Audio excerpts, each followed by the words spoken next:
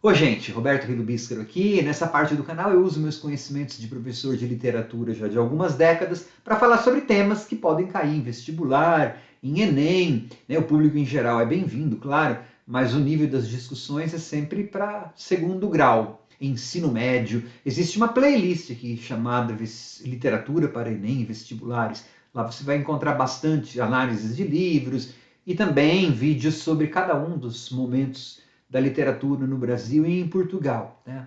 Hoje a gente vai falar sobre o contexto do arcadismo em Portugal. Só que a gente vai ter que dar uma alargada também, né, no escopo.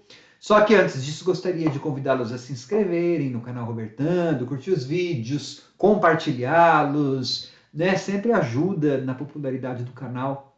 E, inclusive, se você gosta do conteúdo e dá curtir, favorita alguma coisa, o YouTube vai te mostrar mais vídeos meus. Bom, o arcadismo em Portugal começou em 1756 com a formação da Arcádia Lusitana. Arcádias eram associações, né, agremiações de escritores que adotavam nomes de pastores. Esse tipo de literatura pregava um racionalismo, simplificação, convencionalização, a gente vai ver depois nas características, né? Mas muito estabelecendo um contraponto com a complicação e os torneios linguísticos, não é, do barroco. Na Itália o arcadismo foi bastante popular, né? Em Portugal a gente vai ver depois não muito, não tinha muito espaço para respirar em Portugal. Mas, oficialmente, em Portugal, terminou em 1825 com a publicação do poema Camões, do Almeida Garré, que aí dá início, então, ao romantismo. Tá? Bom, 1756 a 1825, como o mundo estava, né? E agora é engraçado, porque o mundo já foge só da Europa. Entre 1756 e 1825, ocorreu a independência dos Estados Unidos. Isso foi muito importante em 1776, porque foi uma república que tinha como princípio a igualdade dos cidadãos, tal. Também aconteceu nesse período a Revolução Francesa, que pôs fim à monarquia absoluta, e na França se espalhou aqueles ideais de liberdade, igualdade, fraternidade, se espalharam pela Europa. A ascensão da burguesia em vários lugares, na França, através da guilhotina e da Revolução, né? Mas a burguesia cada vez se tornando mais forte. Então, um outro modo de pensar, não mais um modo de pensar da nobreza.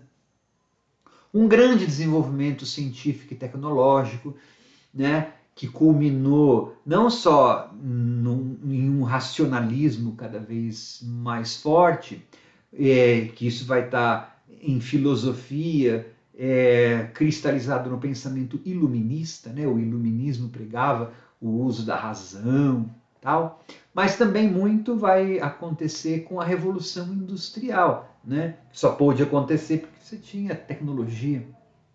Então, as máquinas cada vez mais ocupando espaços e a produção, então, das coisas aumentando, necessitando de mais mercados, necessitando de mais pessoas para trabalhar, de mais trabalhadores. Então, aí você vai ter uma classe de trabalhadores assalariados crescendo cada vez mais. De onde que esses trabalhadores vinham? Do campo, a maioria. Então, as cidades vão passar a se encher, né? As urbes vão se tornar cada vez maiores.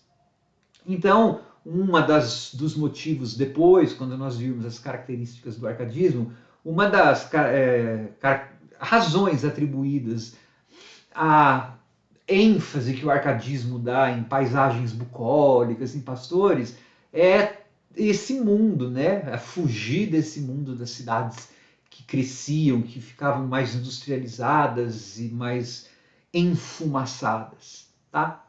Em Portugal, esse tipo de literatura do arcadismo, esse tipo de ideia iluminista, teve problemas para penetrar, né? Primeiro por conta da Igreja Católica muito forte e um pensamento bastante retrógrado em Portugal, né? Mesmo que tenha tido o Marquês de Pombal, que acabou expulsando os jesuítas de Portugal, acabou colocando a educação, investindo em universidades, acabou colocando uma ênfase maior na ciência, embora ele tenha feito esse serviço, né, de tentar expulsar o obscurantismo religioso, segundo termos dele, tá, gente?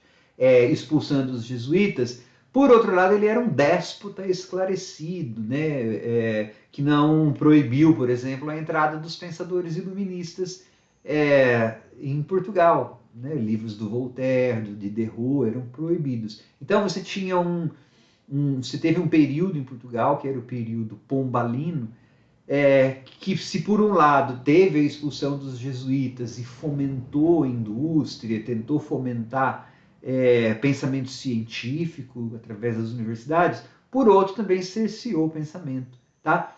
E o Marquês de Pombal ele veio com muita força. 1755, portanto um ano antes de começar oficialmente o arcadismo em Portugal, né, um ano antes da formação da Arcádia Lusitana, a Lisboa fora devastada por um terremoto, matou 40 mil pessoas.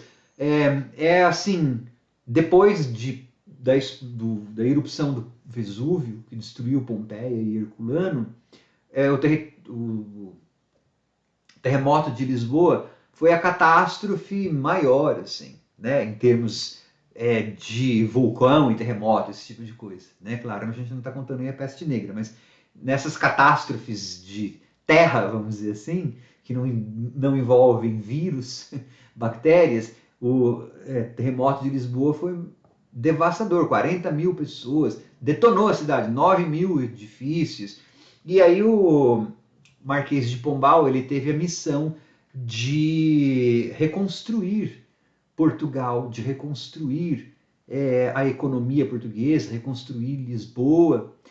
Por isso que ele foi lá para ficar cada vez mais forte.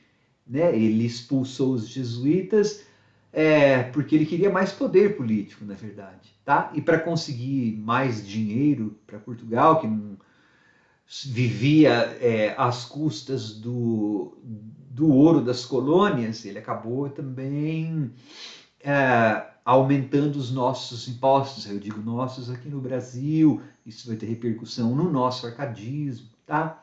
A Inglaterra, Portugal foi passando cada vez mais para a esfera da Inglaterra, virou satélite da Inglaterra. Todas essas coisas aconteceram, né, durante o período Arcade português, que acabou produzindo o Bocage, né, o poeta mais importante do arcadismo português foi o Bocage, que tem um pedaço dele que é quase mais pré-romântico do que Arcade, mas isso nós vamos ter um vídeo apropriado, separado só para o seu Bocage, tá bom?